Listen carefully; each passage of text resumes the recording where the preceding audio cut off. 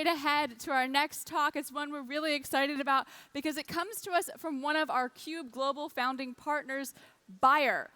The man you're about to meet is a qualified physician. He practiced medicine in London for several years, and now he's on the board at Bayer. He's responsible for innovation there. We are so pleased to have him here with us today. Please give it up for Kemal Malik.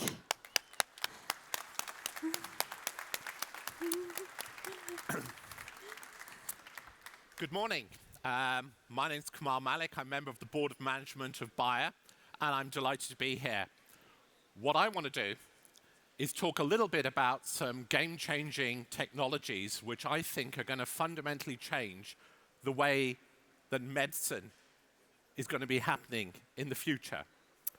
So I want to talk a little bit about a revolution in the life sciences and how we can all be part of it, this community and other life science companies. Well, why do I say there's a revolution going on in the life sciences? When I was a junior doctor, people would spend their entire PhDs characterizing what the role of a protein was in the human body. It would take 3 years. We can now do it in 7 seconds. Gene therapy was this vision that was going to cure genetic diseases, and we were going to suddenly have cures for all of these things. Nothing really happened for many, many years, and yet, last year, the first gene therapy, Glybera, was approved for human use. But the biggest change that has happened is our understanding of the genetic makeup of all of us. There was a project, the Human Genome Project. It was to decide and work out what was our genetic makeup, to sequence our genetic profile. It took 15 years and cost nearly $3 billion to do. Now you can sequence the genome of any one of us for less than $1,000, and it takes 2 hours. There is truly a revolution going on in medicine.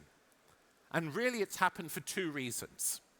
The first is our amazing understanding of the human genome, and I've talked a little bit about that. But the second reason is the power of technology. It's the work that many of you have done. Its ability to analyze large data sets and then interpret them and share that information around the world so people can work on the same data sets together. So those 2 things, our ability to understand the human genome and amazing computational power, has changed the way that medicine may happen in the future. And that's really what I want to talk about a little bit. So, there's a revolution going on. And when I was a junior doctor in the 1990s, I was a gastroenterologist. I remember speaking to a professor of medicine I was working for at the time and said, you know, I treat a lot of people, but I very seldom cure people. I treat people with heart disease. I treat people with high blood pressure. I treat people who have had strokes. But apart from acute infections where we give people antibiotics, we very seldom cure people. When are we going to start curing people? And he said, well, one day in the future, young man, one day in the future. I'd like to think we're about to approach that. And we're going to approach it for 2 main reasons. There's 2 technologies which I think you're all going to hear about and have the potential for curing people around the world. And those are DNA editing and cell-based therapy. I'm going to talk about each of these in turn. So those are 2 technologies which, if you don't know about, you will, because it will affect the way that you're treated, your parents are treated, and your kids are treated. And I'm going to start off with the first one, which is DNA editing. And to help you understand it a little bit, I need to talk a little bit about DNA. That's a molecule of DNA. And your genome, the thing I talked about earlier, your genome is your genetic information. And your genome is built up of something called genes. We all know about genes. They're the building block of your genetic information. You've got about 25 to 30,000 genes in your body. And those genes make you unique. They make you different from the other 7 billion people on Earth. They also make you different from the other 107 billion people who have ever lived on Earth. And that's pretty amazing. Yes, people will say, well, you've got your mother's smile, your father's eyes. Well, that's obvious. You inherit half of your information from your father, half of your information from your mother. But you are unique as an individual. So, genetic information made up of genes. Genes are the building blocks of our body. They make proteins. They code for proteins. And proteins are things that make up bones, make up your cells, intracellular processes, all of that sort of stuff. And the code that genes use to make proteins is DNA. So DNA, a lot of you are techie people. The genes are coded with DNA, and that's what leads to proteins being made. Now, most of the time, things work wonderfully well. Genes make proteins. But sometimes it goes wrong. Now, most of the time, it doesn't matter, but occasionally it does. Sometimes there is a mutation, and as a result, we get awful diseases. Hemophilia, sickle cell anemia, cystic fibrosis.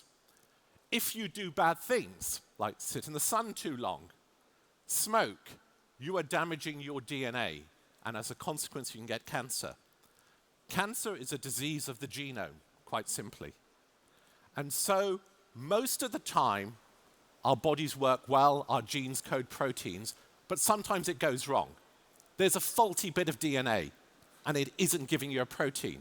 And that was the background behind gene therapy. Everyone thought, well, we'll inject a gene into the body, it'll get to where it needs to act, and everything will be good. The trouble is, it's damn complicated.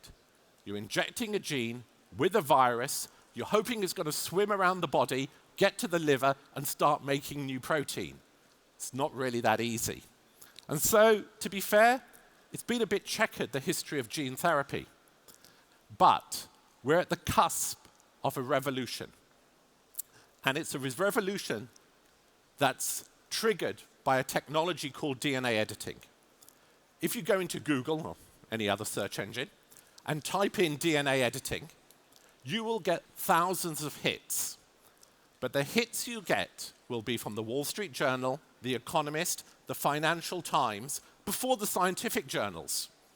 And that's because there could be a revolution based on this technology. The technology is something called CRISPR-Cas, and to understand it, it's a bit like molecular scissors. This technology goes into the cell, finds bad bits of DNA, clips them out, and replaces it with a good bit of DNA. Now, in a cell, if you stretch out DNA, it's 2 meters long, but it's 6 microns wide. It's all tightly wound up, incredibly complicated. So it shows how sophisticated this technology is.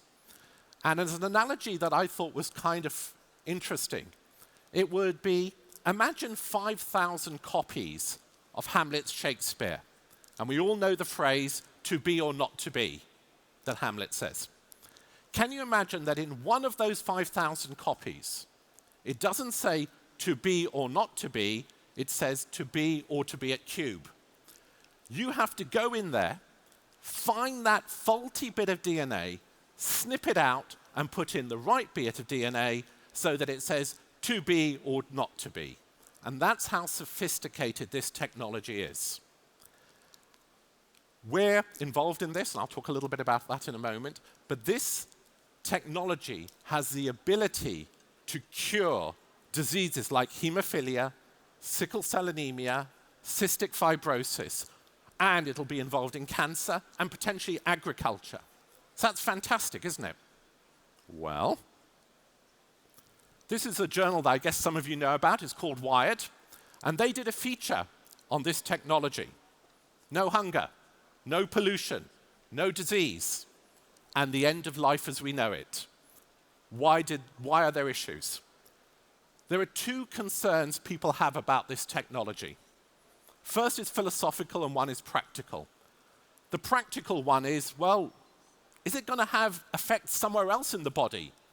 So-called off-target effects. And that's why we've got to be very careful as we start using it in human beings, and that will be very carefully done in clinical trials. But the second one is philosophical. Are we playing God by altering people's DNA? As a physician, I would say, well, actually, every time I intervene, it's not in the natural order of things. When we were cavemen and we got sick, we died. Every time a doctor makes an intervention, one could say it's in not the natural order of things. But extending this theory a little bit further, I talked about using this technology in cystic fibrosis, hemophilia, etc. You can also use this technology, theoretically, in embryos. And if you use it in an embryo, every cell in this embryo, in this new child, will be altered. When this child then reproduces, a whole germline could be altered. We could make people smarter, brighter, taller, whatever. Do we really want to do that? Probably not. And so there is a moratorium globally on the use of this technology in embryos, in germ cell lines. It is possible, but there is a moratorium on this. So this is incredibly powerful technology. Why is Bayer interested? We've formed a joint venture with a company called CRISPR Therapeutics. We're going to invest $400 million over the course of the next 5 years to use this technology in heart disease and some other indications. So this is perhaps an example of a company like Bayer, 153 years old, being involved in some cutting-edge technology. The other thing I want to talk about is stem cells. And I'm going to talk a little bit about cell-based therapy. Bayer is often regarded as the founder of the modern pharmaceutical industry. In 1898, a bioscientist, Felix Hoffmann, synthesized aspirin. For the next 70 or 80 years, all the medicines we used were so-called chemical results. They were made in the laboratory, and it was chemistry. Then, probably about 20 years ago, two companies, Amgen and Genentech, started using proteins in the body, large molecules, antibodies.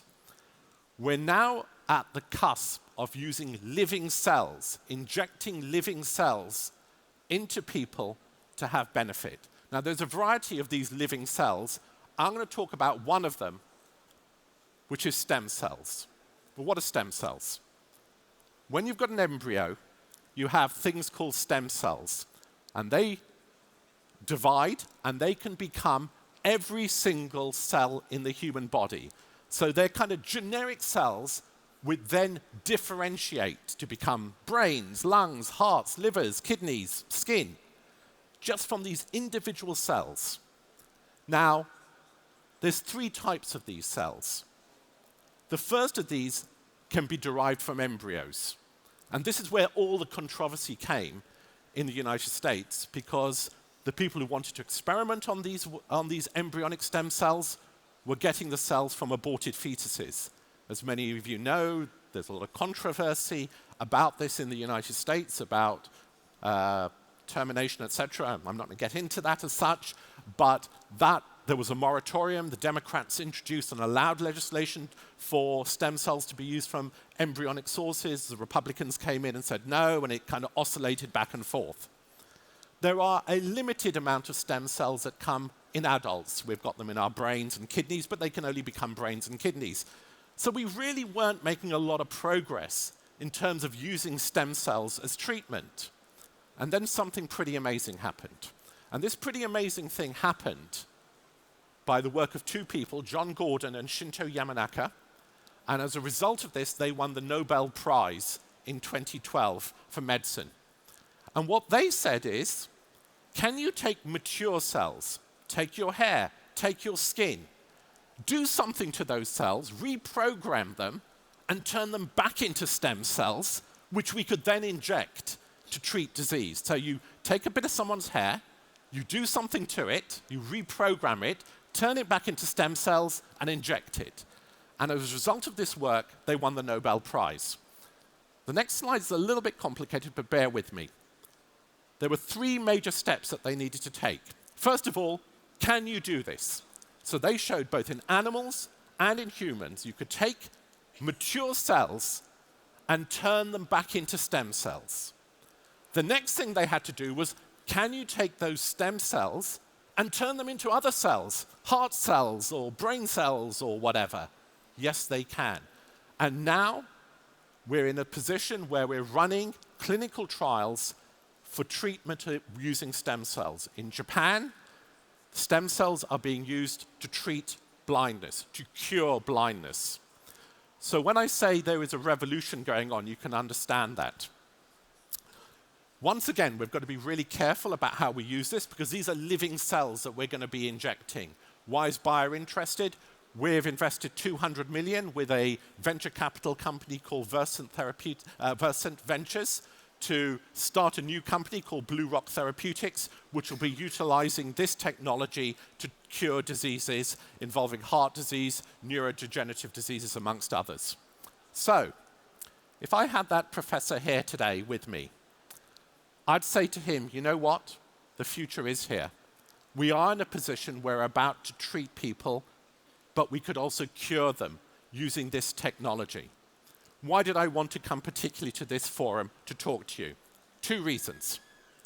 We need to engage with society about using this technology. It's not for multinationals to decide whether this technology should be used. It's not for scientists to decide whether this technology should be used. It's for governments. It's for our elected officials. That's why we have them. But society as a whole needs to understand what this is about and engage in it. So that's the first reason why I wanted to come here. The second one is this is all happening through collaboration. I am absolutely convinced that innovation can only move forward through collaboration. It's going to involve large companies working with other large companies, with startups, with biotech, with academia, with government institutes. We're part of an innovation ecosystem. That's why Bayer is very keen to be a sponsor of the CUBE event, and we're involved with other events around the world. Last week I was in Singapore presenting at InnoFest. Unless we work together and collaborate in these areas, we're not going to solve this problem society faces. I've talked quite a long. Thank you very much for your time, and hopefully I've talked to you about 2 things that will alter your lives going forward. Thank you very much. Thank you.